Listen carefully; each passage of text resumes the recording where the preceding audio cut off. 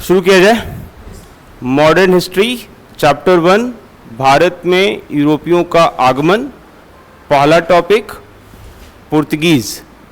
पुर्तगालियों का भारत में आगमन, ये हम लोग देख चुके थे। डचों के आगमन से संबंधित कुछ बिंदुओं को देख चुके थे।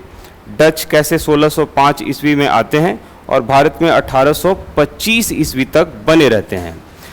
याद रखिएगा, जब भी कोई इतिहास में किसी भी टॉपिक को पढ़िए तो उसके आसपास के घटनाक्रम को भी ध्यान में रखिए, क्योंकि इससे प्रभाव पड़ता है।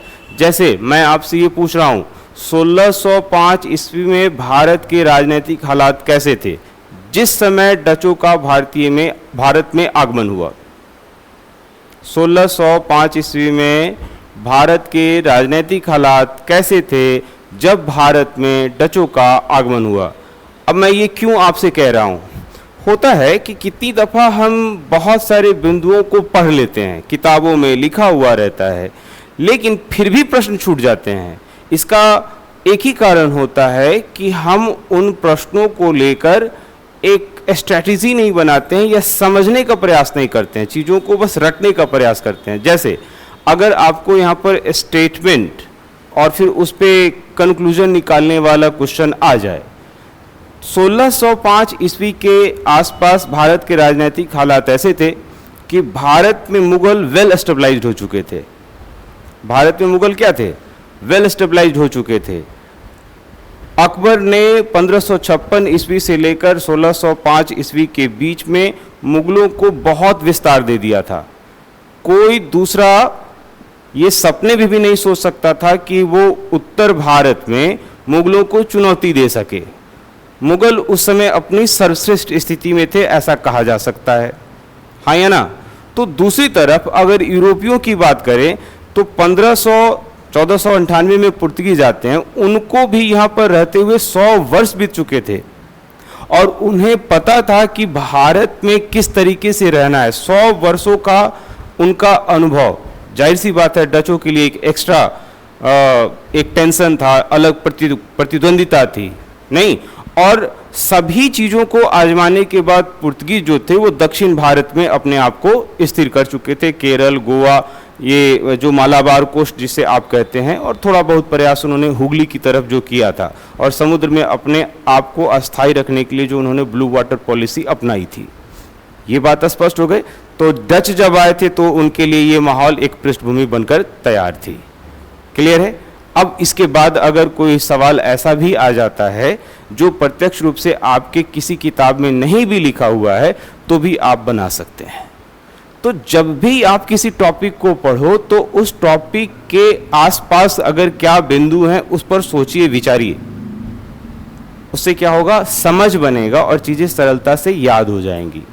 ठीक है, आज का पहला पॉइंट लिखिएगा। 1602 ईस्वी में 1602 ईस्वी में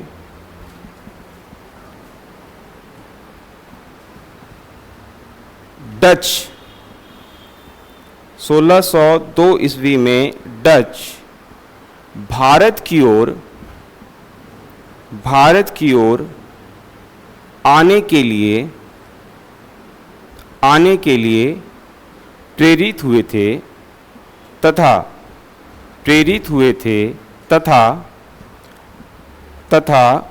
United East India Company of Netherland की स्थापना किए थे। इस पॉइंट को थोड़ा समझ लेना है।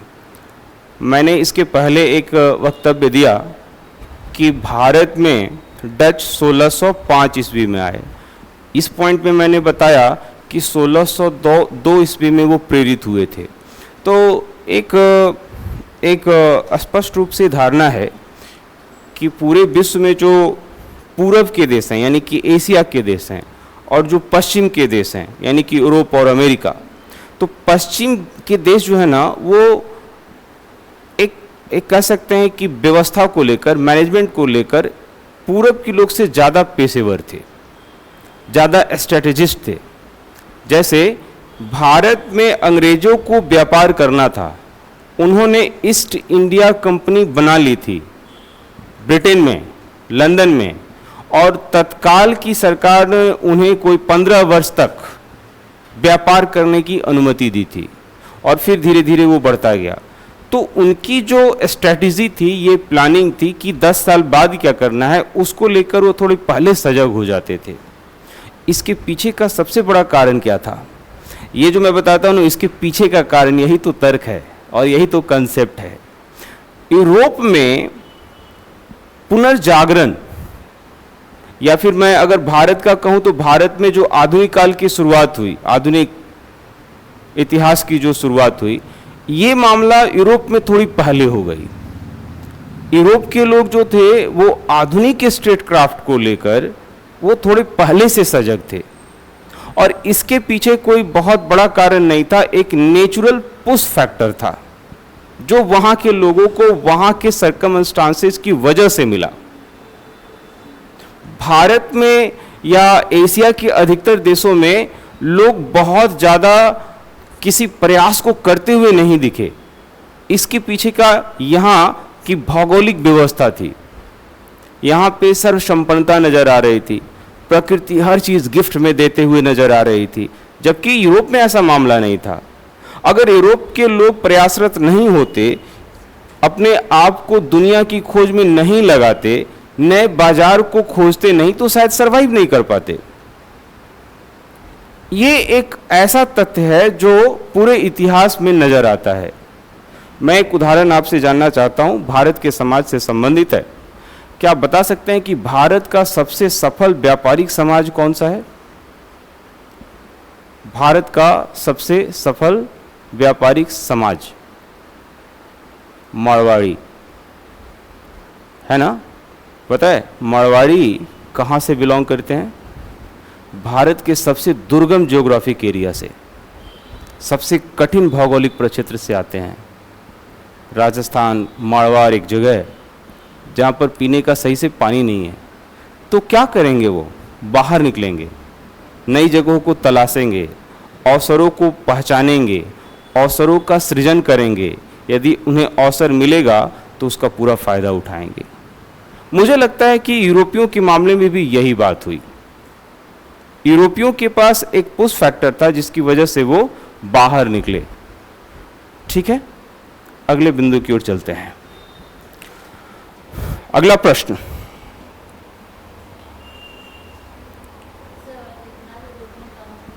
हाँ, ये तो बहुत स्पष्ट कारण है। अगर मैं एक रफ स्केच ले लूं, देखो, जैसे अगर कोई मानचित्र आप देखते हो तो इस मानचित्र में ये हिस्सा नॉर्थ होता है, नहीं, ये साउथ होता है, ये ईस्ट होता है और ये वेस्ट होता है। अगर एक रफ स्केच ले लिया जाए तो यूरोप यहाँ पे नज़र आएगा, एशिया जो है वो कोई यहाँ नज़र आएगा, अमेरिका कुछ ऐसा नज़र आएगा, है ना? तो इनके सापेक्ष में ये सभी इलाके क्या थे? ईस्ट थे, पूरब थे। चलिए, इसको एक याद कराने के लिए आपको मैं बता देता हूँ। एक बहुत बढ़िया फिल्म है, थोड़ी पुरानी है, फिल्म का नाम है पूरब और पश्चिम। नाम सुना है आप लोगों ने? नहीं सुना है? अच्छा, एक चीज़ मैं आपको बताता हूँ, कितने ऐसे लोग हैं जो एनसीईआरटी को थोड़ा ध्यान से कभी देखे भी हैं, पढ़े हैं, ये बात मैं नहीं कहता हूँ, देखे भी हैं। एनसीईआरटी 11th और 12th पॉलिटिकल साइंस, जब आप पढ़ने जाइएगा तो जो चैप्टर्स की शुरुआत है, उस चैप्टर्स में चूँकि पॉलिटिकल साइंस, हिस्ट्री, ये सभी ना ह्यूमैनिटीज़ का हिस्सा है, मानविकी विषय हैं। तो मानविकी विषय को समझने के लिए आपको मनुष्य की गतिविधियों को समझना पड़ता है, मनुष्य के मस्तिष्क क्या सोच रहे हैं, मनुष्य की साइकोलॉजी क्या है, इसको समझना पड़ता है। तो मैं ये एनसीईआरटी का उदाहरण देता हूँ। एनसीईआरटी ने बहुत सारी चीज़ों को समझाने के लिए जो सहारा लिया, जैसे भारत का विभाजन, नहीं, भारत की विभाजन से उपजी हुई त्रासदी, फीलिंग्स, देखो, अगर आप टेक्सचुअल होगे ना तो वो फीलिंग को नहीं समझ पाओगे। आपके सामने ये लिखा रहेगा कि इतने लोग मारे गए, लेकिन इतने लोग मारे गए का क्या असर पड़ता है, इसको समझने के लिए एनसीईआरटी ने 3-4 चीजों का सहारा लिया। पहला, अखबारों का कतरन, है ना, पेपर कटिंग, यानी कि उस दौरान कि अखबारों ने उस न्यूज को कैसे कवर किया था, हाँ या ना। कार्टून, एक जाने माने कार्टूनिस्ट हैं आर के लक्ष्मण। टाइम्स ऑफ इंडिया में बहुत दिन तक उनके कार्टून आते रहे। उस कार्टून्स के माध्यम से बहुत सारी चीज़ों को बताया गया। जैसे मुझे एक कार्टून याद आता है कि भारत का पॉलिटिकल सिस्टम कैसे इंदिरा गांधी के दौर में चल रहा था। उसमें एक कार्टून में दिखाया गया था कि एक बड़ा सा टेबल है, खाने का मेज है, और इंदिरा गांधी बैठी हुई हैं बीच में, और बाकी जो सीएम हैं वो टेबल पर जैसे प्लेट रखा जाता है ना, तो वैसे वो टेबल कुर्सी पे बैठे हुए हैं। इससे ये पता चल रहा था कि उन इंदिरा गांधी से बड़े आकार का उस समय कोई नेता नहीं था, और जो मुख्यमंत्री थे उनकी कोई अपनी हैसियत नहीं थी। उसी समय एक बड़ा ही बेहतर एक लाइन लिखा गया था। उस समय के जो हर समय के लोग कुछ ना कुछ लिखते रहते हैं, तो इंदिरा गांधी के सबसे नज़दीकी व्यक्ति ने कहा था, इंडिया इज़ इंदिरा और इंदिरा इज़ इंडिया, है ना। तो पहला चीज़ था पेपर कटिंग, दूसरा था कार्टून, और तीसरा था फिल्म्स। जो उस दौरान की कुछ फिल्में बनी, उन फिल्मों का भी रेफरेंस दिया गया था। जैसे भारत और पाकिस्तान के विभाजन को समझने के लिए एक फिल्म का हवाला दिया गया था। फिल्म का नाम था गरम हवा। खुशवंत सिंह की एक बहुत अच्छी पुस्तक थी, ट्रेन टू पाकिस्तान। नहीं, बहुत सारे राइटर्स ने जो कुछ लिखा था, जैसे एक मुझे याद आता है, एक उपन्यास था, नाम था उसका ठंडा गोश्त। उसका रेफरेंस उठाकर आपको रख दिया गया है एनसीईआरटी में। तो ह्यूमैनिटीज विषय को समझने के लिए ना आपको थोड़ा चौकन्ना रहना पड़ेगा। जो आपके आसपास उदाहरण जो बिखरे हुए हैं ना, उन उदाहरणों को समेटना पड़ेगा, क्योंकि सामान्य अध्ययन के अंतर्गत ऐसी चीज़ें हैं ना, इतनी सारी चीज़ें हैं कि कोई एक पुस्तक में सभी तथ्यों को समाहित कर दिया जाए, ये संभव नहीं होता। और मुझे लगता है इसीलिए शिक्षक की भूमिका बिल्कुल बदल जाती है। आप में और मुझ में एक ही अंतर है, और वह है अनुभव का अंतर। शिक्षक अपने साथ क्या लाता है? अनुभव लेकर आता है। जैसे बीपीएससी का एक क्वेश्चन था, मॉडर्न हिस्ट्री से पूछा था, चंपारण सत्याग्रह का दृश्य है कि जब महात्मा गांधी चंपारण पहुंचे तो उनके भोजन में विष मिला दिया गया था, और इस प्रकरण से महात्मा गांधी की जान को किसने बचाया था? बतख मियाँ। पता है, टेक्सचुअल इसका बहुत ज़्यादा विवरण कहीं नहीं है। किस पुस्तक में है जो बिहार को लेकर लिखता हो, चाहे मॉडर्न हिस्ट्री को लिखता हो, और इसके बारे में कहीं चर्चा है? नहीं है। लेकिन है, इसके एविडेंसेस हैं। अभी तो आपको मैं कहता हूं कि अगर आप प्रतियोगी परीक्षा की तैयारी कर रहे हो या ह्यूमैनिटीज पढ़ाई कर रहे हो और पेपर नहीं पढ़ रहे हो, तो तुम कुछ नहीं कर सकते हो।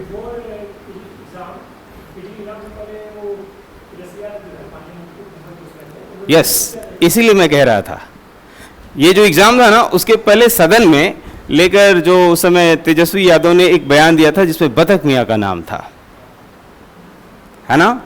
तो आपको पैनी निगाह रखनी पड़ती है अभी हाल फिलहाल क्या चल रहा है। जो क्वेश्चन सेटर्स होते हैं उनके माइंड को भी पढ़ने का प्रयास करना चाहिए। जैसे उदाहरण के तौर पर 70th बीपीएससी को लेकर मेरा एक गेस्ट हो गया, गांधी को लेकर एक क्वेश्चन आएगा, गांधी से रिलेटेड क्वेश्चन आता ही आता है। अभी पटना के गर्दनी बाग में बापू टावर का उद्घाटन हुआ, आज ही हुआ। आज के पेपर में ये सारी चीजें दी हुई हैं। अब आज के पेपर में बापू टावर में क्या क्या विशेषता है, उससे संबंधित 1-2 सवाल आपको पूछ सकता है, हाँ या ना।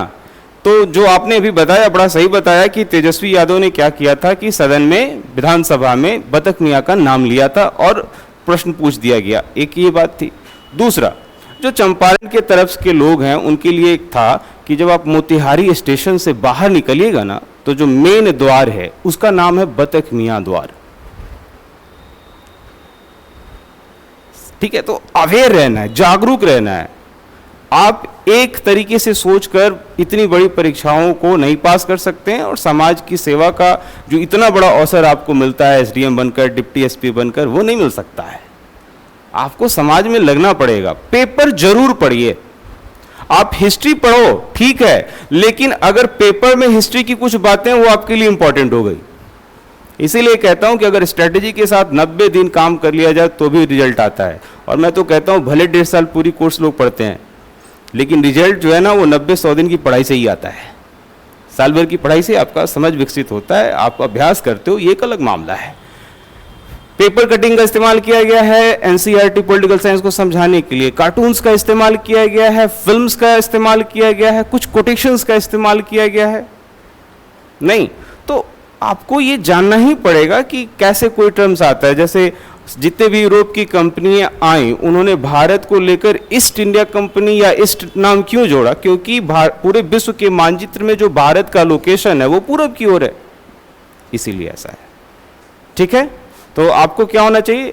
पूरब और पश्चिम से मैंने बात की थी। पूरब और पश्चिम ना एक मनोज कुमार की फिल्म है, इसी फिल्म पर आधारित एक और फिल्म बनाई गई थी नमस्ते लंदन, और मुझे लगता है कि आप लोग संभवतः उसको रिलेट कर पाओगे, क्योंकि हाँ, पूरब और पश्चिम थोड़ी पुरानी फिल्म है। पूरब और पश्चिम में एक गाना है जो काफ़ी प्रसिद्ध है, मैं उस देश का वासी हूँ, ऐसे करके, मैं जिस देश का रहने वाला हूँ वहाँ की बात बताता हूँ, ऐसा करके गाना है ना। तो वो उसी फिल्म का गाना है जिसमें बताया गया था कि पूरब का संस्कृति कैसा है, पश्चिम का संस्कृति कैसा है। आप लोग अगर करिकुलम पे ध्यान दोगे ना एनसीईआरटी 12 तक, तो बड़ा खूबसूरत है।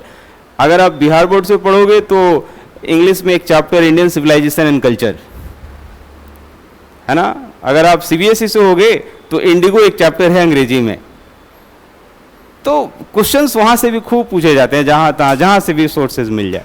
चलिए आते हैं, लौटते हैं अभी हम लोग टॉपिक पर।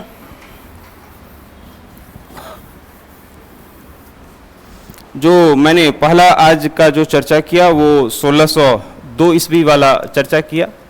फिर दूसरा मैंने चर्चा किया अभी क्या था, 1605 को लेकर बात किया था। चलिए अगला लिखिएगा।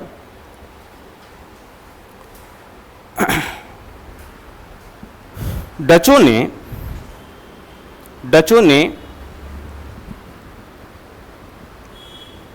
भारत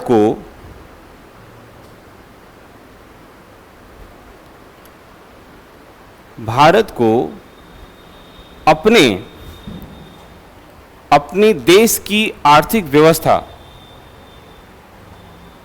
को सुदृढ़ करने के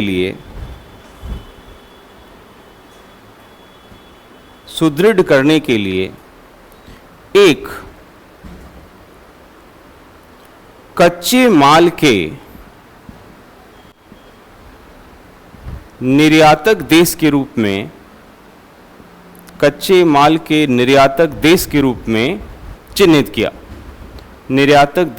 में चिन्हित किया और भारत के वैसे क्षेत्र में भी पहुंचे जहां पर अब तक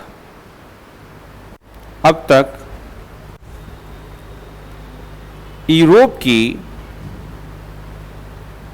की अन्य ताकतें नहीं पहुंची थी, जैसे बिहार।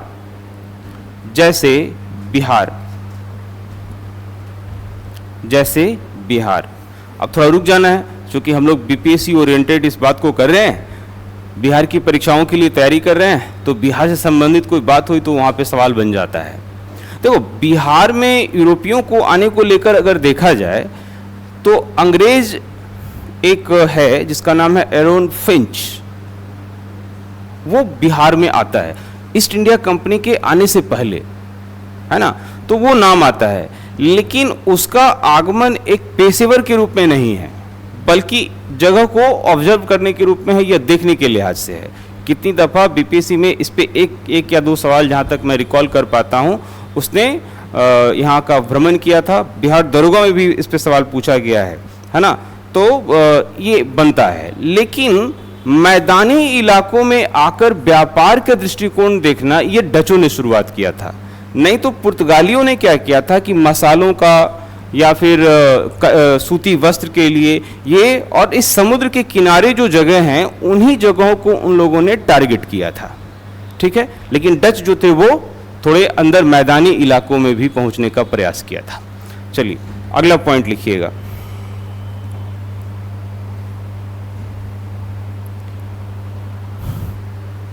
व्यापारिक प्रतिद्वंदिता में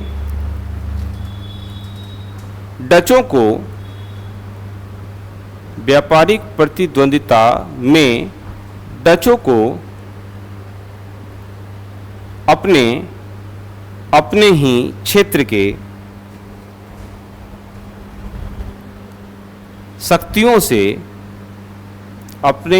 के शक्तियों से उलझना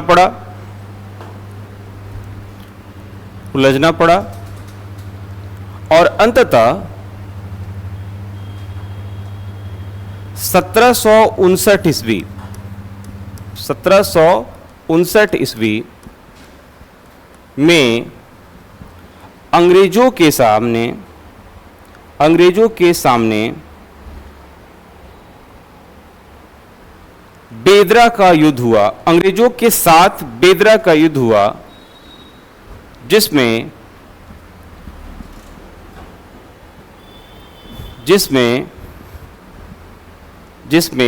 डच बुरी तरीके से पराजित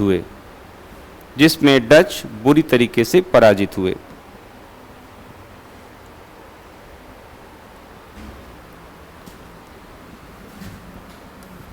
अगला पॉइंट, डचों की व्यापारिक व्यवस्था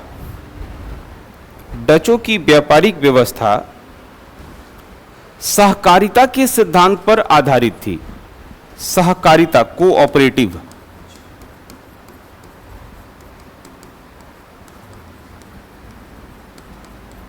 सहकारिता के सिद्धांत पर आधारित थी, कोऑपरेटिव। सहकारिता के सिद्धांत पर आधारित थी। चलिए बालक, सहकारिता का सिद्धांत क्या होता है?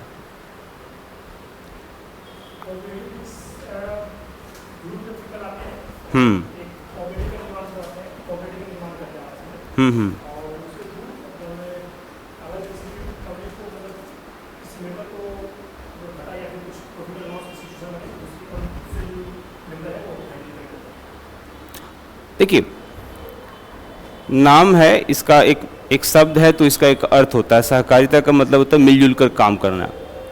देखो, जब हम कोई विषय वस्तु पढ़ते हैं ना, तो उसके अगर देखा जाए तो 2-3 आयाम होते हैं। एक तो ये हो गया कि उसका कंसेप्ट क्या है, उसकी पृष्ठभूमि क्या है, और तीसरा आयाम क्या है कि उसका अभी क्या उपयोगिता है।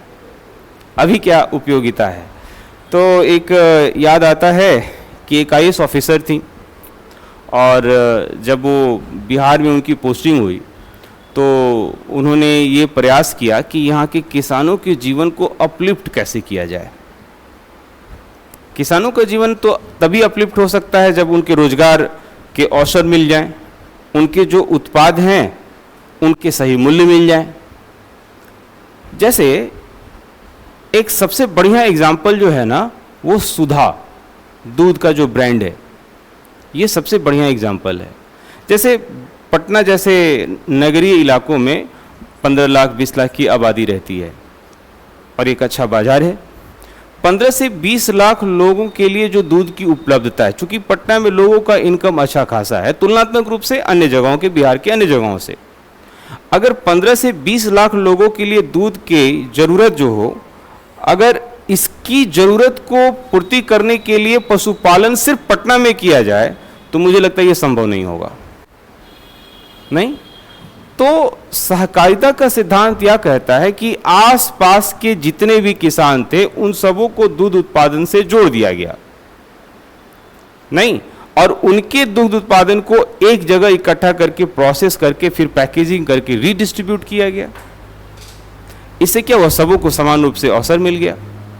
तो जो मिल्क ब्रांड है सहकारिता का सबसे बड़ा एग्जाम्पल है। कोऑपरेटिव बैंक बाद में इसी को लेकर बना, बहुत सारे इससे प्रयास किए गए, और मुझे लगता है कि इतिहास का यह घटनाक्रम भारत में आगे जाकर जो ये कोऑपरेटिव मूवमेंट हुआ इसका नींव पड़ा। नहीं तो अब जब आप इतिहास पढ़ते हो तो कुछ ऐसा मोमेंट जो बहुत ही इंपॉर्टेंट उस दौरान रहा, अगर उसका प्रैक्टिकल इम्प्लीमेंटेशन अभी होता है प्रॉब्लम सॉल्विंग को लेकर तो आप इस्तेमाल करते हो। किसी विषय को पढ़ो तो उसका अभी क्या यूज है ये जरूर सोचना चाहिए। आपकी मेंस राइटिंग में यह जो एटीट्यूड है, ये जो तरीका है, वो एक्स्ट्रा मार्जिन दे जाता है। ये बहुत ज़रूरी है, ठीक है। तो मैं क्या लाइन लिखा रहा था, एक बार जरा मुझे बताएंगे। सहकारिता के सिद्धांत पर आधारित थी, जिसे कार्टेल कहा जाता था, जिसे कार्टेल कहा जाता था, जिसे कार्टेल कहा जाता था, जिसे कार्टेल कहा जाता था। ठीक है, चलिए। तो डचों के आगमन के बाद हमारा जो अगला है अंग्रेजों का आगमन।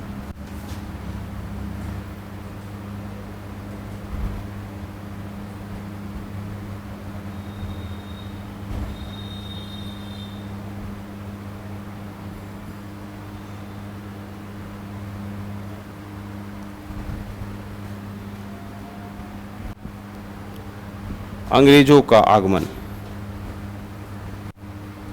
चलिए।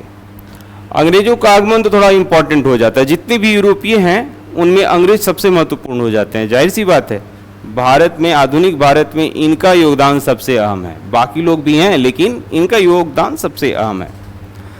तो अंग्रेजों को लेकर क्या था, जिस समय अंग्रेज भारत में आए उस समय अंग्रेज की राजनीतिक व्यवस्था क्या थी। देखो सवाल कैसे बनता है, कितनी दफ़ा आप जब पूर्व के पूछे गए प्रश्नों को देखिएगा तो सवाल ऐसा पूछ देता है कि ईस्ट इंडिया कंपनी के समय भारत में किसका शासन था, या किस मुगल शासक के कार्यकाल के दौरान ईस्ट इंडिया कंपनी की स्थापना हुई। ये भी एक सवाल है, जहाँ तक मैं रिकॉल कर पाता हूँ ये बीपीएससी के प्रीवियस सवाल का एक है या दरोगा का सवाल है ना। तो जब आप तथ्य पढ़ो तो ये एक दो पॉइंट, एक जो इस तरीके का जो चीज़ें हैं वो सोचते हुए चलिए। 1600 ईस्वी के आसपास जो ब्रिटिश है वहाँ पर ऐसा है कि जो वहाँ का विकसित एस्टेट क्राफ्ट है, जो अभी जिस तरीके से नज़र आता है वो उस समय तक विकसित हो गया था। यानी जो ब्रिटेन था वो संसदीय व्यवस्था को अपना चुका था, नहीं, और ब्रिटिश में कैसे शासन चलेगा या ब्रिटिश किस तरीके से इंटरनेशनल ट्रेड, इंटरनेशनल रिलेशन को अडॉप्ट करेगा, इसको लेकर संसद निर्णय लेती थी। साथ ही साथ वहाँ पर जो क्राउन के जो उत्तराधिकारी होते थे, जो अलग अलग नाम आते हैं, उनकी भी अलग भूमिका थी और थोड़ी अभी से यानी वर्तमान की तुलना से उस समय थोड़ी ज़्यादा ही थी। आपको तो ये पता ही होगा कि ब्रिटिश एक ऐसा देश है जहाँ पर लोकतंत्र तो है लेकिन राजतंत्र का भी झलक नज़र आता है। वहाँ पर अभी भी क्या होता है, अभी भी वहाँ पे राजा रानी, अभी आपको पता ही होगा कि वहाँ पर अभी जो राजा बनाए गए उनके लिए कितनी धूमधाम के साथ उनका राज्यारोहण किया गया। और आश्चर्यजनक चीज़ है, वैसे सभी देश जो लोकतांत्रिक व्यवस्था को मानते हैं वो भी उस वहाँ पर पहुँचे थे, नहीं। और ये बड़ा ही मुझे एक विचित्र दृश्य जैसा ही महसूस होता है कि यदि हम किसी सिद्धांत को मानते हैं तो उसके पक्ष में खड़ा क्यों नहीं होते हैं। जैसे ब्रिटेन में ना मुझे लगता है कि सेलेक्टिव लोकतंत्र है। ब्रिटेन एक बड़ा ही अद्भुत देश है। अभी वर्तमान के लिहाज से देखिएगा तो आपको ये पता चलेगा कि ब्रिटेन की जो बनावट है वो बनावट विचारणीय है। एक पार्टिकुलर जगह है जहाँ पे क्राउन के सारी बातें चलती हैं, वहाँ पर कोई किसी का कुछ नहीं चलता। यहाँ तक कि संसदीय व्यवस्था जो वहाँ की है वो भी सीमित दायरे में रहती है। आपने कभी सुना होगा कि भारत के जितने या विश्व के जितने भी भगोड़े हैं सभी जाकर लंदन में रह लेते हैं। तो आपको सुना होगा ऐसा होता क्यों है। हमारे भी बहुत सारे लोग हैं जो आर्थिक डिफॉल्टर हुए और वो जाकर लंदन में शरण पाए हुए हैं। पाकिस्तान से भी बहुत सारे लोग, नवाज शरीफ कितना दिन तक वहाँ पर थे, और उसी तरीके से अन्य जगहों के भी लोग भी वहाँ लंदन में रहते हैं। तो ऐसा क्या होता है कि वहाँ पे सुरक्षित रहते हैं, है ना। तो ये सारी बात जो है ना हमें समझना पड़ेगा। प्रश्न जो है इसी तरीके से पूछता है कि उस समय क्या था, वहाँ की आर्थिक, वहाँ की राजनीतिक स्थिति, भारत का क्या था, और फिर कुछ तथ्य जो उस टॉपिक को पढ़ते हो। तो जो पहला पॉइंट ये बनता है वो लिखिए, अंग्रेजों द्वारा 1599 ईस्वी में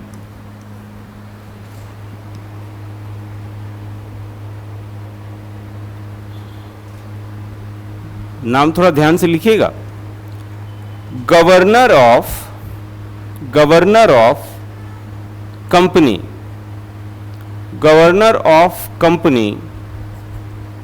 एंड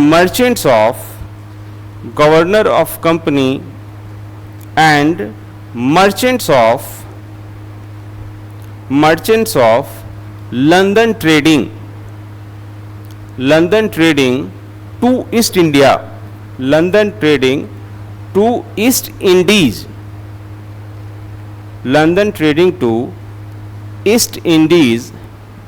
नामक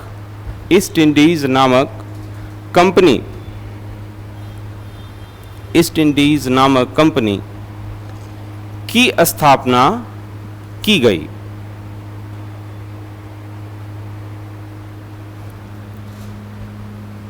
ठीक है। दूसरा पॉइंट, इंग्लैंड की महारानी ने एक चार्टर के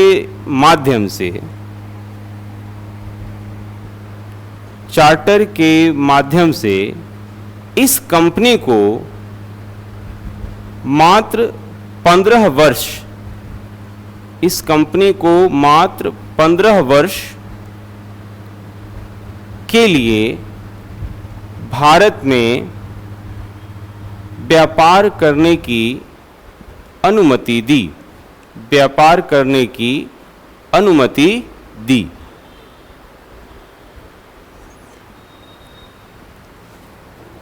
जिसे बाद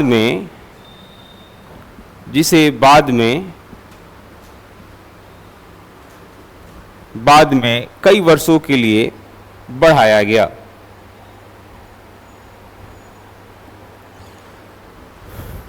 यहां पर थोड़ा सा रुकना है। आपको ऐसा नहीं है कि ये सारे टॉपिक जो मैं अभी चर्चा कर रहा हूं वो पहले आप किसी स्तर पर नहीं पढ़े होंगे। अगर आप पहले कोई इस टॉपिक को लेकर प्रयास किए होंगे तो पढ़े गए ही होंगे।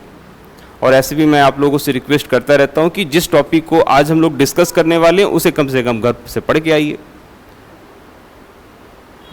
भारत में जो अंग्रेजों का काम, जो टाइमलाइन है, उसको आप 3 पार्ट में बांट सकते हैं, हाँ या ना।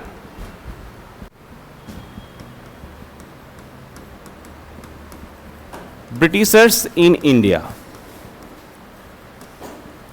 इसे 3 टाइमलाइन में आप बांट सकते हैं।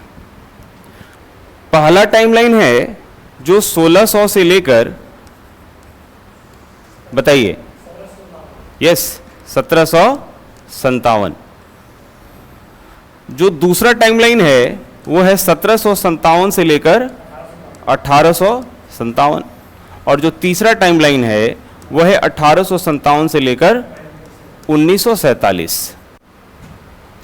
एक तो पहला ये बेसिक आप कंप्लीट कर ले, ठीक है। 1600 से लेके 1757 में देखिए तो क्या था, एक व्यापारी कंपनी के रूप में यहां आए और वो अपने आप को यहां पर व्यापारी के रूप में स्टेबलाइज किए। तो यहां से जो भी सवाल बनता है, जो कंसेप्ट बनता है, जो चर्चा का विषय बनता है, वो यह बनता है कि अंग्रेजों ने अपने आप को भारत में एक व्यापारी के रूप में कैसे एस्टेब्लाइज किया। नहीं, आप लोग ये सुने होंगे कि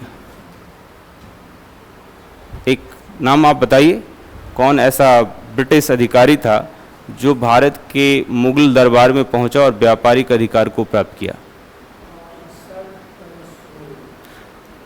और किसे इंग्लिश खान की उपाधि दी गई थी? इसी व्यक्ति को। नहीं, अच्छा ये थोड़ा तार्किक मुझे बताइए कि उसे इंग्लिश खान की उपाधि क्यों दी गई थी?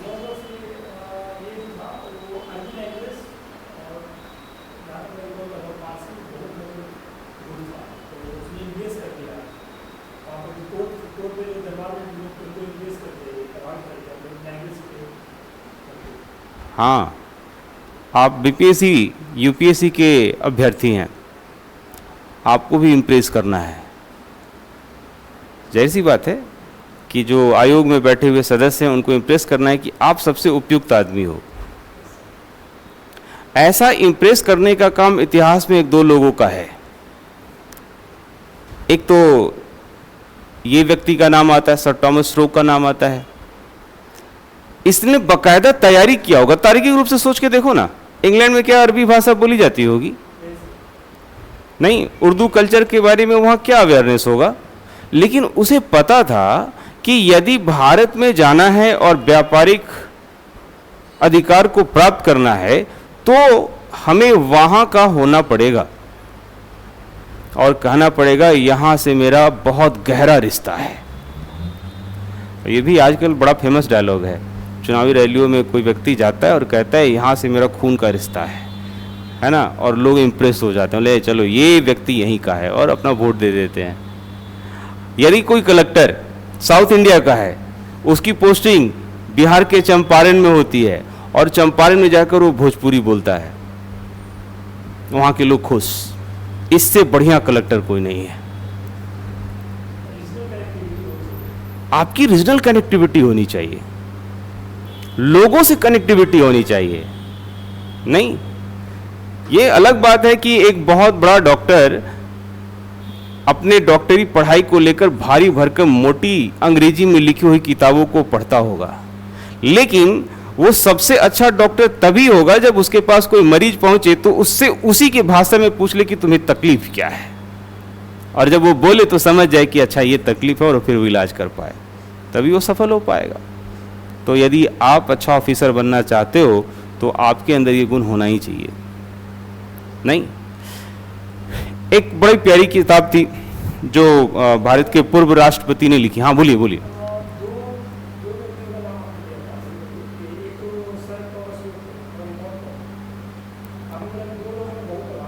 हाँ, ये बहुत बहुत धन्यवाद। एक्चुअली मैं बोलता बहुत सारा हूँ और उदाहरणों को अगर मैं रिकॉल ना करूँ, हाँ एक जो था ना वो मिडाइवल हिस्ट्री का कहानी है। मिडाइवल हिस्ट्री में एक कैरेक्टर है जो यात्री है, इब्न बतूता, मोरक्को का यात्री था। जब भारत में आया तो भारत में उस समय ना एक तानाशाह किस्म का शासक था, तुगलक, है ना, मोहम्मद बिन तुगलक, उसका शासन काल चल रहा था, है ना। और तुगलक काफी कठिन टारगेट है, लेकिन जब वो यात्री वहां पहुंचता है तो अपने आप को तैयार करके पहुंचता है। मैं कहता हूं कि कुछ ऐसे यात्री हैं जिनका जीवन जो है ना हमारे लिए सबक है। हम जब साधारण अपनी जगह से किसी दूसरी जगह जाने का प्रयास करते हैं तो पूरी व्यवस्था करके जाते हैं, एटीएम कार्ड कैरी कर रहे हैं, कैश कैरी कर रहे हैं, दवाइयाँ कैरी कर रहे हैं, और उस समय के यात्री पैदल चल दिए, पूरी दुनिया नाप लिया, है ना। मोरक्को अफ्रीका में कहाँ आया, भारत में कैसे आया, स्थल मार्ग, स्थल मार्ग, हाँ बाई लैंड रूट, और वो अलग अलग जगह से होकर आया। जब वो मिलता है तो वो अपने उस समय के जो शासक थे उनके सामने जाता है और कहता है देखिए आप इतने अच्छे व्यक्ति हैं कि आपके लिए मैं ये गिफ्ट लेकर आया। उसके सामने एकदम शुद्ध भाषा का प्रयोग किया, अपनी ज्ञान को बाहर निकाल कर रख दिया। उससे इतना प्रभावित हुआ कि उसको दिल्ली का काजी बना दिया, दिल्ली का काजी, काजी जो सब था ना उस समय न्यायाधीश के लिए इस्तेमाल किया जाता था, और भारी भरकम वेतन पर उसे रख लिया। बड़ा ही इंटरेस्टिंग कैरेक्टर है। नहीं तो ये जो है ना हमारे लिए फॉर्मूला जैसा है कि if you want to succeed then how can you act. नहीं, ये बड़ा इंपॉर्टेंट चीज है। हाँ, तो मैं ये कह रहा था कि 16 से 1757 के बीच में एक स्टेबलाइजमेंट के रूप में है। इसमें हमें ये जानना है कि कौन कौन से ऐसे पॉइंट्स हुए जिसकी वजह से ये एक कंपनी यहाँ पर व्यापारिक रूप से स्टेबलाइज हुई। यहाँ पर क्या हुआ कि मुगल कमजोर हो गए, और कमजोर होकर अलग अलग जो स्टेट के गवर्नर जो मुगलों को रिपोर्ट करते थे, अब यहाँ पर अपने आप को स्वतंत्र शासक बना लिए। नहीं, अब इनमें से जो इंपॉर्टेंट था, लगभग 150 साल में एक व्यापारी के रूप में अपने आप को स्टेबलाइज किया हुआ अंग्रेज यहां पर शासक बनने की ओर मूव करता है। नहीं, और शासक बनने को लेकर क्या करता है प्रयास? शासक बनने को लेकर डायरेक्ट कभी लड़ाई नहीं करता है। अंग्रेज कभी डायरेक्ट लड़ाई नहीं करते हैं। शुरुआत के दिनों में तो बिल्कुल नहीं, बाद में तो जब उनके पास पावर हो गई तो फिर वो अलग बात ही थी। तो बंगाल में एक गहरा षड्यंत्र रचते हैं और वहाँ के शासक के खिलाफ उसके ही सेनापति को खड़ा कर देते हैं, और एक सूडो वार लड़ा जाता है जिसका परिणाम पहले से तय था, और ये लोग अप्रत्यक्ष रूप से बंगाल पर हावी हो जाते हैं, बंगाल को जीतते हैं, और फिर धीरे धीरे धीरे धीरे धीरे धीरे भारत के लगभग हर जगहों को जीतते हैं और 1800 ईस्वी तक अपने आप को स्टेबलाइज कर लेते हैं। और इसी दौरान भारत में वो कैसे शासन करें, मूलतः इनका उद्देश्य रहता है मुनाफा कमाना, एक ही उद्देश्य इनको स्पष्ट था। इसके पहले जो मिडाइवल हिस्ट्री में आप पढ़े होंगे ना, तो मिडाइवल हिस्ट्री के जो शासक थे, मिडाइवल हिस्ट्री में जो शासन में बदलाव आया, ये सभी चाहते थे इस जगह पर अपने आप को स्टेबलाइज करें, अपने आप को मजबूत करें। इन्होंने अपनी पूरी शासन प्रणाली में स्पष्टता के साथ कहा कि मुझे यहां रहना ही नहीं है, मुझे यहां से मुनाफा कमा के आज न कल चला जाना है। ये शुरुआत से इनकी बातों में था। ये सिर्फ और सिर्फ यहां की प्राकृतिक संसाधनों का अपने हिस्से में उपयोग करने के लिए आए थे। यहां की प्राकृतिक संसाधनों का क्या था? अपने हिस्से में उपयोग करने के लिए आए थे। क्लियर है? हाँ, मैं ये कह रहा था कि प्रणब मुखर्जी ने एक पुस्तक लिखी थी, उसमें उन्होंने बताया था कि किस प्रकार से अंग्रेज भारत पर यहाँ आने को कितनी दफ़ा वेस्टर्न एजुकेनिस्ट जो होते हैं, शिक्षाविद जो होते हैं, पश्चिमी जो शिक्षाविद होते हैं, वो इस बात का पैरवी करते हैं कि भारत जैसे देशों पर उन्होंने सिविलाइजेशन को प्रमोट किया।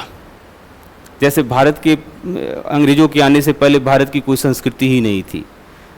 तो ये एक तरीके से क्या था कि अपने कुकर्मों को छुपाने को लेकर उन्होंने एक बुरा प्रचार किया। इसको लेकर बहुत सारे लोग प्रचार प्रसार करते रहते हैं। शशि थरूर की इस पर एक किताब है। अब देखो, जो ये मैं रेफरेंस दे रहा होता हूँ ना कि प्रणब मुखर्जी की क्या पुस्तक है, शशि थरूर की क्या पुस्तक है, मूलतः यहीं पर वो चर्चा करने का विषय है। और उनका सब्जेक्ट मैटर क्या था? यहाँ से जवाब देना जैसा था, नहीं कि इस पर उनकी सोच क्या है। हर टेक्स्ट बुक में हर चीज़ें नहीं मिलेंगी, तो जो एक अनुभव के आधार पर चीज़ें, और ये प्रश्न पूछे जा चुके हैं। शशि थरूर ने भी कुछ पुस्तक लिखा था। कुछ दिन पहले उनको ऑक्सफोर्ड यूनिवर्सिटी में एज ए लेक्चरर बुलाया गया था किसी मुद्दा पर, तो उन्होंने बताया था कि पश्चिम के देश किस प्रकार से, पश्चिम देश की जो संपन्नता है वो पूरब के लूट पर ही निर्मित है। एक तरीके से देखा जाए तो जो यूरोप का नव विकास नजर आता है, न्यू डेवलपमेंट नजर आता है, उस डेवलपमेंट का रूट क्या है? वो सभी ईस्टर्न देशों की संसाधनों पर आधारित ही तो है। क्या? बिल्कुल, उन्होंने पूरे तरीके से शोषण किया है, यहां की संसाधनों का अपने लिए सदुपयोग किया है और यहां की जान की कीमत पर किया है। आपको जो मैंने एक NCERT 11th की बात की थी, इंडियन इकोनॉमिक डेवलपमेंट की, तो उसकी जो थोड़ी पहली पृष्ठभूमि यह है कि अंग्रेजों से पहले का भारत क्या था। तो आपको मैं बताऊं कि भारत जो था ना, पूरे विश्व की इकोनॉमी का 25% रिसोर्सेज होल्ड करता था। 25% रिसोर्सेज होल्ड करता था। और जिस समय अंग्रेज छोड़ कर गए, ये जो संसाधनों का समीकरण है अब ये पॉइंट में आ गया था। अभी क्या है? अभी 7% है, लगभग 7% है, लगभग 7% है। अक्सर जो आप ये सुनते होंगे ना कि डॉलर के मुकाबले रुपए इतना आया, इतनी उसकी कीमत है, इसका भी संबंध हिस्ट्री से है। हिस्ट्री तो मैं कहता हूं ह्यूमैनिटीज विषय का बैकबोन है। अगर आपने हिस्ट्री की व्याख्या सही ढंग से कर ली तो आपको इकोनॉमिक्स भी खूब अच्छा से समझ में आएगा, इंटरनेशनल रिलेशन भी अच्छे से समझ में आएगा, है ना। ये सब एक दूसरे से जुड़े हुए विषय हैं, ठीक है। 1757 टू 1857 यहां पर कंपनी रूल चलता है, यहां पर कंपनी रूल चलता है। और ये कंपनी रूल कैसे चलता है और इसको कैसे लीगलाइज किया जाता है, अभी एक छुपी हुई बहस है जिसकी स्वीकार्यता भले ही किसी ओपन प्लेटफॉर्म पर ना हो, लेकिन ये छुपी हुई बहस है। जैसे भारत में अभी चुनाव हुए, 18वीं लोकसभा का चुनाव हुआ। 18वीं लोकसभा में जो विपक्ष के प्रतिनिधि के रूप में राहुल गांधी का भाषण था, उसमें उन्होंने सिंपल सा एक बात का लगातार कहते रहे कि वर्तमान की सरकार का अंबानी और अडानी की कंपनियों से क्या रिश्ता है ना। तो ये जो कंपनी होते हैं ना, ये इनडायरेक्ट प्लेयर्स होते हैं जो किसी भी संस्था को चलाने के लिए भारी भरकम राशि खर्च करने की तैयारी करते रहते हैं और तैयार करते हैं। ईस्ट इंडिया कंपनी का शासन प्रत्यक्ष रूप से अंग्रेजों का शासन नहीं था। ईस्ट इंडिया कंपनी एक कंपनी थी जो मुनाफा कमाती थी और इस मुनाफे से एक टैक्स के रूप में कह सकते हो या एक बड़ा सा हिस्सा जो था वो ब्रिटिश गवर्नमेंट को देती थी। 1857 का जो जन क्रांति हुआ, सिपाही म्यूटिनी हुआ, जिसे वीर सावरकर ने कहा कि यह भारत का पहला स्वतंत्रता संग्राम है। एक पुस्तक लिखी जिसमें यह बात उन्होंने कही। तो 1857 के बाद जो लोगों में राष्ट्रवाद की भावना जागी या फिर अपने इस समस्या को खत्म करने के लिए हथियार उठाने की बात हुई, इसी को लेकर यहाँ पर अंग्रेज सरकार ने क्या किया कि इस कंपनी को बंद कर दिया और अपने प्रत्यक्ष क्राउन के रूल को यहाँ पर इम्पोज कर दिया कि अब ब्रिटिश की संसद जो है वो भारत के शासन प्रशासन प्रणाली को देखेगी और वहां की संसद के अनुसार यहां के लिए नियम बनाए जाएंगे। अब यहां पर खेल शुरू होता है लंदन में बैठा हुआ पक्ष और विपक्ष, और तभी दादा भाई नौरोजी का साउंड आता है क्योंकि वो लीडर ऑफ अपोजिशन वहां में थे। वहां की संसद लोकल हाउस में क्या थे, विपक्ष में बैठे हुए थे। और फिर वो भारत में फिर एक दौर चलता है। भारत को लेकर एक चीज और मैं बताऊं, बहुत सारे ऐसे लोग थे जिनको पता ही नहीं था कि अंग्रेज यहां पर किस प्रकार से शासन कर रहे हैं। उन्हें तो शुरू में उनका उपयोग कर लिया अंग्रेजों ने। जैसे बहुत सारे साहित्यकार हैं, जैसे भारतेंदु को तो पहले लगा कि अंग्रेज वैसे ही हैं जैसे कोई अन्य शासक रहे होंगे। बहुत सारे ऐसे सामाजिक विचारक हैं, उनकी नजर में अंग्रेज कोई प्रॉब्लमेटिक नहीं थे, जैसे राजा राम मोहन राय, जिन्हें आधुनिक भारत का निर्माता कहा जाता है। कुछ हद तक वो भी जो थे वो भी भारत में जो अंग्रेजों के प्रेजेंस को बहुत अच्छे से नहीं समझ पाए, क्योंकि कुछ जो डेवलपमेंट प्रोजेक्ट वो चाहते थे, जैसे सती प्रथा के अंत को लेकर विलियम बेंटिक की सहायता मिल गई नहीं, तो उन्हें लगा कि नहीं, ये थोड़ा सा डेवलपिंग अप्रोच वाले हैं। इस बात से आप इनकार भी नहीं कर सकते हैं कि अंग्रेजों ने यहाँ पर बहुत सारे जो कह सकते हो कि जो नकारात्मक चीजें थी उसको ठीक भी किया। एक सवाल मुझे याद आता है बीपीएससी का कि किस अंग्रेज अधिकारी ने भारत में ठगी प्रथा खत्म किया? नाम बता सकते हैं आप लोग? ये वन लाइनर सवाल है जो पहले बीपीएससी बड़ा पूछता था, अब नहीं पूछता है। नाम बताइए। कैप्टन स्लीमन, एक पार्टिकुलर अंग्रेज अधिकारी का नाम है कैप्टन स्लीमन। और सती प्रथा विलियम बेंटिंक। ऐसे भी सवाल पूछे जाते हैं, तो आपको थोड़ा सा क्या होता है ना कि ऐसे तथ्यों की चीजों को बार बार दोहराना पड़ता है, लेकिन समझ बनाना बहुत जरूरी है। अगर आप समझ नहीं बना पाओगे तो फिर वैसे सवाल जो स्टेटमेंट वन और कंक्लूजन, ये वाला जो सवाल जो अब पूछा जा रहा है वो नहीं बनेगा, है ना। इसीलिए मैं जब होमवर्क सीरीज की बात करूंगा ना, तो PYQ जैसे आपने सर्च किया कि यूपीएससी वाला करना चाहिए, हाँ करना चाहिए। PYQ में यूपीएससी का भी क्वेश्चन करना चाहिए, क्योंकि 69 बीपीएससी में मैंने देखा कि जो बीपीएससी का जो क्वेश्चन पूछने का ट्रेंड है लगभग यूपीएससी जैसा है, और इसके लिए बहुत ज़रूरी हो जाता है। तो यहाँ पर कंपनी रूल खत्म हुआ और 1857 में क्या हुआ, क्राउन शुरू हुआ। और क्राउन शुरू हुआ और क्राउन के तहत पक्ष और विपक्ष बनना शुरू हुआ। भारत में लोगों के अंदर राष्ट्रवाद की भावना शुरू हुई। भारत के लोग भारत की छवि को गढ़ना शुरू किए और फिर उसे लोगों के बीच में डालना शुरू किए कि देखो भारत शब्द है क्या। जैसे आप क्लास 9 पढ़े होंगे तो जो यूरोप में राष्ट्रवाद का विकास हुआ था तो जर्मनी का एक फिगर बनाया गया था, रिकॉल कर पा रहे हो, विश्व के इतिहास में जर्मनी का, उसमें जर्मनी के लोगों को बताया गया कि ये एक फिगर है जो देश को रिप्रेजेंट कर रहा है, नहीं, और ये उसके प्रोटेक्शन के लिए। तो वैसा ही छवि जो था ये मॉडर्न हिस्ट्री में नजर आता है। सत्येंद्रनाथ टैगोर हैं, टैगोर फैमिली के ही एक हैं, और उनकी एक पेंटिंग आती है सामने, भारत माता की छवि, है ना, जिसे बताया जाता है कि वो जंजीरों से जकड़ी हुई है, भारत के मानचित्र की पृष्ठभूमि में हाथ में एक झंडा लिए हुए हैं, है ना, और एक छवि आता है। आपको महात्मा ये जवाहरलाल नेहरू की एक पुस्तक discovery of India, discovery of India जो है ना, भारत एक खोज, मूलतः लोगों के बीच में भारत शब्द, जैसे डिस्कवरी ऑफ इंडिया की जो ओपनिंग है उसमें ये जो पूछा जाता है कि जो तुम भारत के जय जयकारे लगाते हो, भारत माता की जयकारे लगाते हो, तो ये भारत माता कौन है। अभी वर्तमान में जेएनयू के एक प्रोफेसर हैं, उन्होंने एक किताब ही लिखा, हु इज भारत माता, है ना, पुरुषोत्तम अग्रवाल उनका नाम है।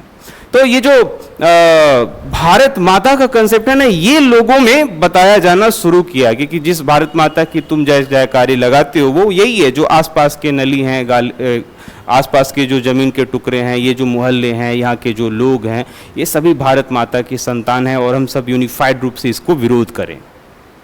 बहुत सारे विचारकों ने क्या किया, लोगों को जो अब तक 100-150 सालों में स्वीकार कर चुके थे, 200 सालों में, कि हमारी इतनी क्षमता नहीं है कि हम इन अंग्रेजों का विरोध कर सके, क्योंकि अंग्रेजों ने क्या किया था, बड़े अलग अलग स्तर पर यहाँ के लोगों पर अपना प्रभाव डाला था, तुम्हें कन्विंस कर दिया था कि तुम पर शासन ही किया जा सकता है, तुम गुलाम लायक ही हो।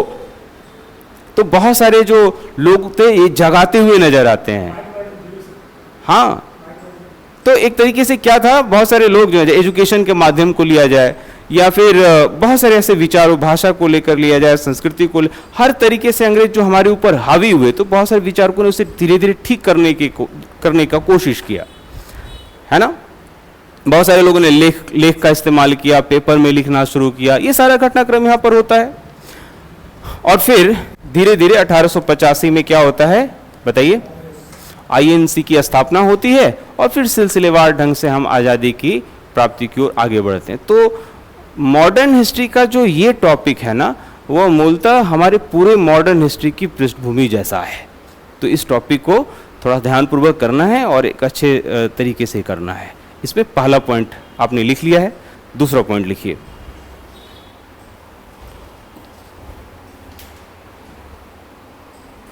जॉन मिल्डन हॉल, जॉन मिल्डन हॉल नामक एक अंग्रेज थल मार्ग से भारत आ चुका था,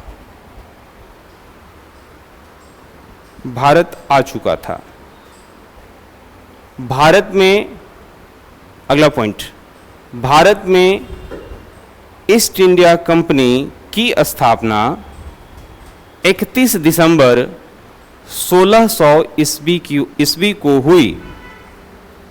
31 दिसंबर 1600 ईस्वी को हुई। इस समय भारत में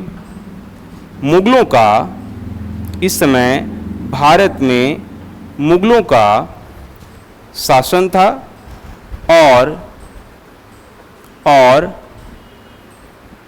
बताइए कौन शासक था, और अकबर का समय चल रहा था। इसी पॉइंट में लिखिएगा, 1600 ईस्वी के आसपास 1600 ईस्वी के आसपास ईस्ट इंडिया कंपनी के 217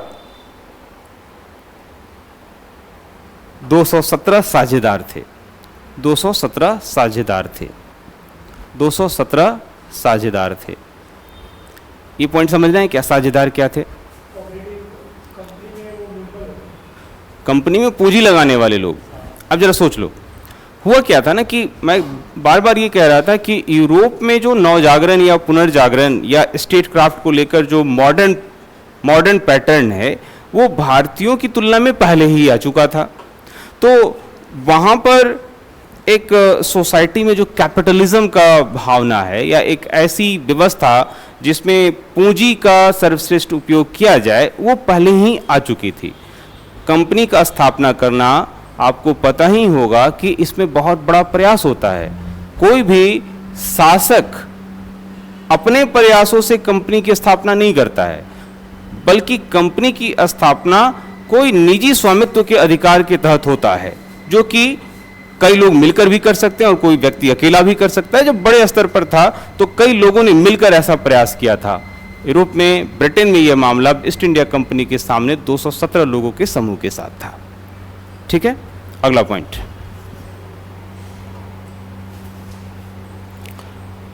ब्रिटिश कंपनी ने 1608 ईस्वी में 1608 ईस्वी में भारत के गुजरात के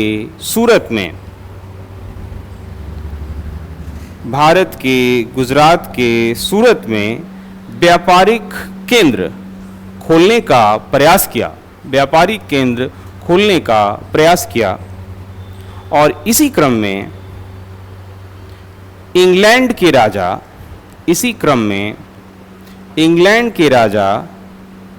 जेम्स प्रथम ने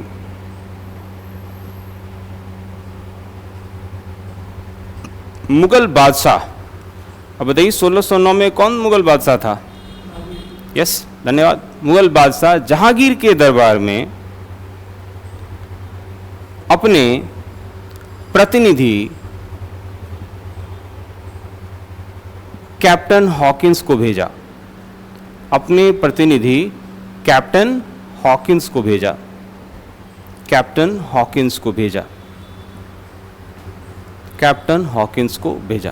हो गया? रुक जाइए। भारतीय परंपरा में देखा जाए ना तो इस बात से हम इनकार नहीं कर सकते हैं कि वैज्ञानिकता का अभाव था, साइंटिफिक टेम्परामेंट का अभाव था। यहाँ के शासकों को पश्चिम की तकनीक बहुत आकृष्ट करती थी और भेंट देने की जो परंपरा दूसरे देश के लोगों ने शुरू की थी वो भारत में काम कर गई। विज्ञान एवं तकनीक को लेकर आधुनिक स्वरूप में, जैसे कि वकील को लेकर मैं बात कह रहा हूँ। भारत में अभी भी राजे महाराजे जो थे वो हाथी घोड़ा से चल रहे हैं, और उस समय कोई अगर इलेक्ट्रिक व्हीकल से चल रहा है या कुछ व्हीकल्स से चल रहा है तो यहाँ के राजाओं को थोड़ा आकृष्ट करता था। कहा जाता है कुछ सोर्सेज में कि हॉकिंस ने संभवतः जहांगीर को एक ऐसा ही गाड़ी भेंट किया था जो उसे काफ़ी भाया, है ना। और ऐसा तो है नहीं कि हॉकिंस बहुत ऐसा प्रस्ताव लेकर आया था जो व्यापारिक रूप से काफ़ी सटीक लगा होगा जहांगीर को, ऐसा नहीं है। अच्छा, जहांगीर को एक शासक के रूप में आप कैसे देखते हो? तुलनात्मक रूप से अगर मैं उसके सामने अकबर को खड़ा कर दूं तो? जहांगीर को कल्चर को प्रमोट करने वाला मानते हैं। शासक के रूप में क्या वो अकबर से आगे निकल जाता है? नहीं निकलता है।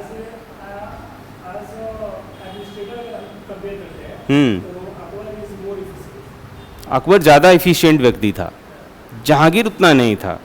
और जहांगीर के बारे में मैं आपको ये बताऊं कि एक ऐसा व्यक्तित्व का मालिक था जो कहीं ना कहीं एक तरीके से कह सकते हैं कि अपने को नीचे होने के दबाव से वो महसूस करता था। आपको मैं बताऊं कि जहांगीर ने अपने पिता को मारने का पहले भी प्रयास कर चुका था, अपने पिता को जहर देने का प्रयास किया था, अपने पिता को वो चुनौती भी दिया था, और हर जगह पे अकबर उसके ऊपर हावी हुआ। हाँ हाँ, ये बड़ा ही इम्पोर्टेंट है। एक तो आप लोग इस पे आधारित एक पूरी बढ़िया फिल्म बनी है मुगले आजम, लेकिन मैं बार बार कहता हूँ कि लिटरेचर पढ़ने के या देखने के अपने जोखिम हैं। जोखिम क्या है कि कितनी दफ़ा लिटरेचर में आप जब पहुँचते हो ना, तो कोई बातों को काफ़ी बढ़ा चढ़ा कर प्रस्तुत किया जाता है।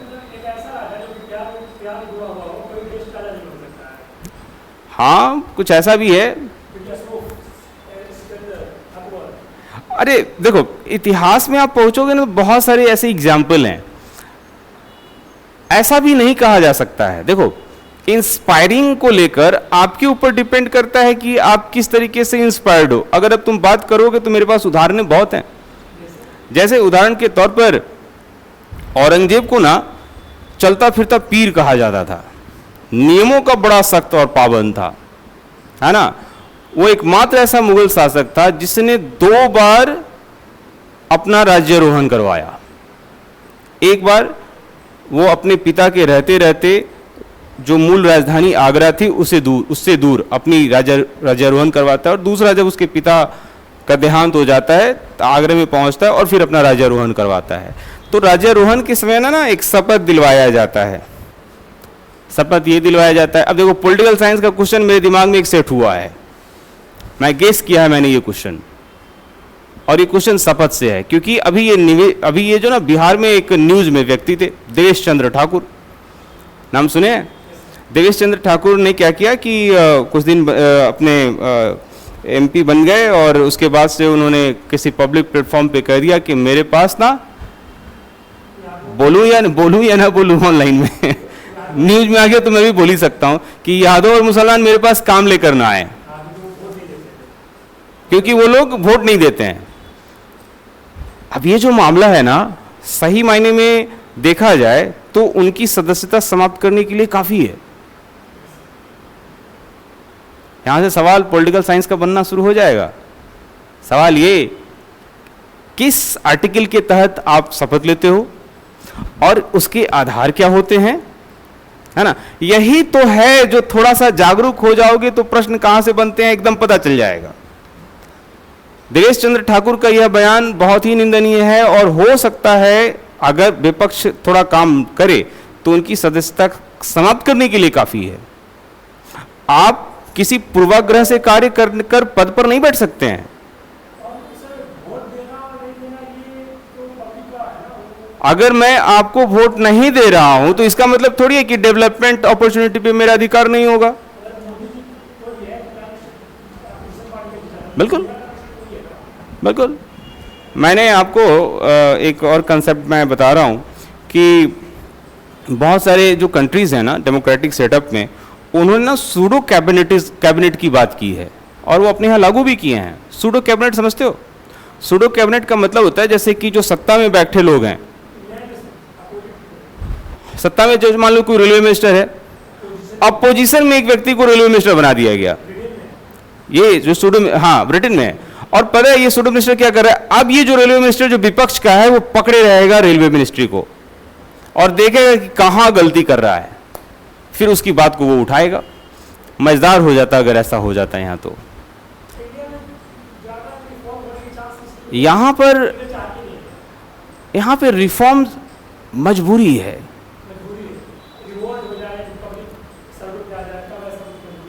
यहाँ के रिफॉर्म को नज़दीक से समझोगे, यहाँ के स्टेट क्राफ्ट को नज़दीक से समझोगे तो तब समझ में आएगा कि भारत ना एक अजीब देश है जो इमोशन से ज़्यादा चलता है।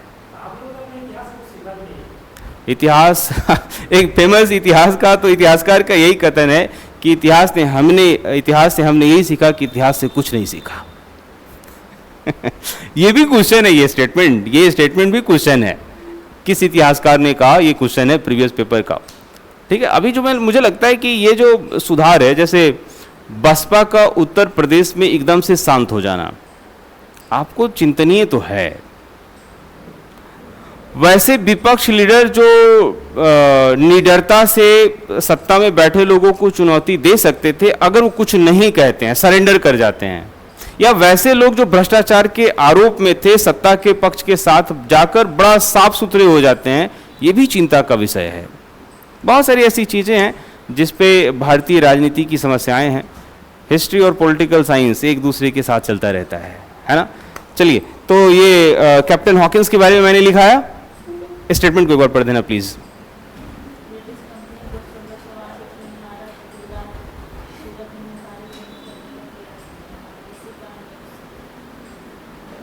इसी क्रम में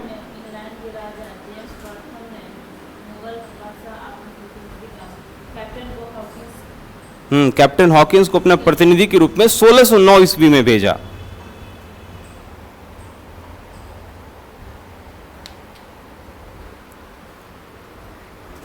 परंतु उसे आज्ञा नहीं मिली, परंतु उसे आज्ञा नहीं मिली।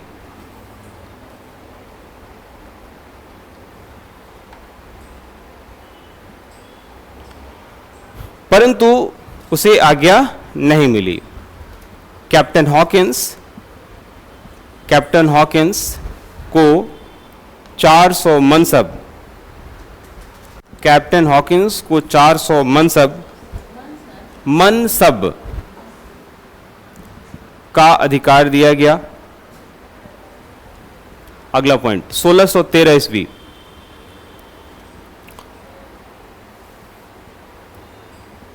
1613 ईस्वी में सूरत में अंग्रेज अधिकारी थॉमस एल्डवर्थ के नेतृत्व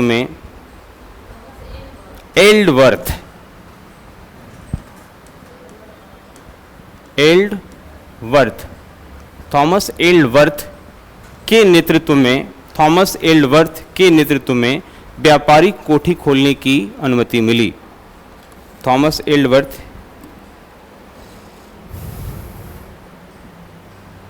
अगला 1615 ईस्वी। 1615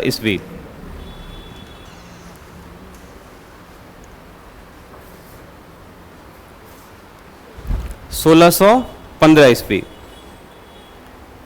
में सम्राट जेम्स प्रथम 1615 ईस्वी में सम्राट जेम्स प्रथम का दूत सर टॉमस रो जहांगीर के दरबार में पहुंचा।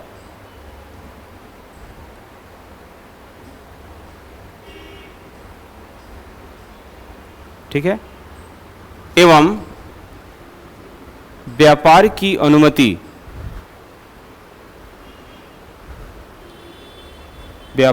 अनुमति लेने का प्रयास किया। अगला पॉइंट, 1639 ईस्वी में मद्रास में फोर्ट सेंट जॉर्ज किले की स्थापना हुई।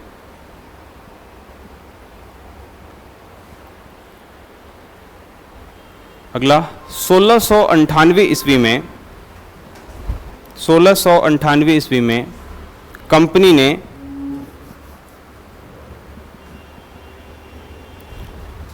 जॉब चॉर्नॉक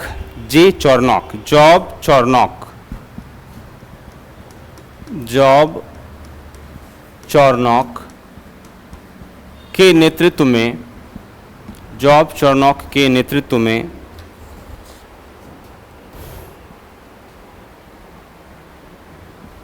बंगाल के क्षेत्र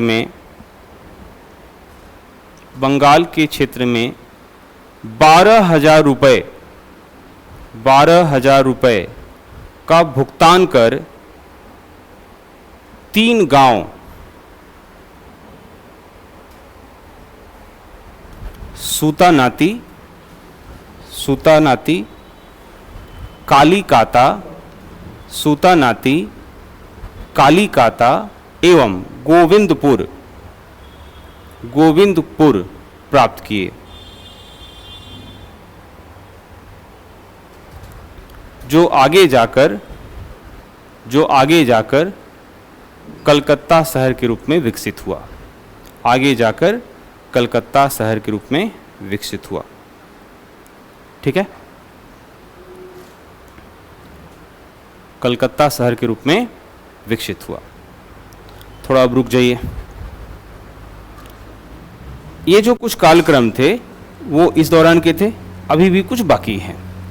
तो मैं एक हिस्सा जो है वो है inter conflict between European companies, मतलब English versus Portuguese, English versus Dutch, Danish और फ्रांसीसी। ये अभी मैं रोकता हूँ, ठीक है। और थोड़ी देर के ब्रेक के बाद या तो मैं इसे कंक्लूड करूँगा, छोटा सा हिस्सा बाकी रह गया है फ्रांसीसियों का आगमन वो, और फिर जो कन्फ्लिक्ट है उसको करूँगा और फिर क्वेश्चन आंसर किया जाएगा। ठीक है, थोड़ी देर का मैं ब्रेक लेता हूँ। क्या नाम है आपका?